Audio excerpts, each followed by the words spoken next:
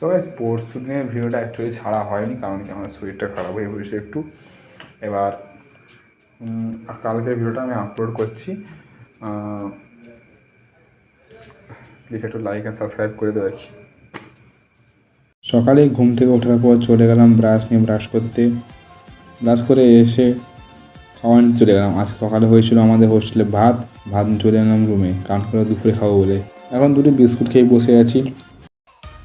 আজকের কলেজটা ছিল না, তাই একটু বন্ধুদের সঙ্গে বসে একটু আড্ডা দিলাম। কিছুক্ষণ আড্ডা দেওয়ার পর স্নান করতে চলে গেলাম। স্নান করে এসে ভাত যখন দেখি আমার রুমমেট আজকে বাড়ি যাওয়ার কথা আছে, ও বেরিয়ে রেডি হয়ে পড়েছে। তো আমরা চলে গেলাম খেলতে। খেলে চলে এলাম রুমে, পড়তে বসে গেলাম। পড়ে উঠতে হয়ে গেল 8:30, খাবার টাইম। চলে গেলাম খেতে। খেয়ে এসে একটু গেম খেলার পর গেম খেলতে খেলতে বেঁচে গেল 10টা। তো এখন আজকের মতন মিনি ব্লগটা শেষ। Good night.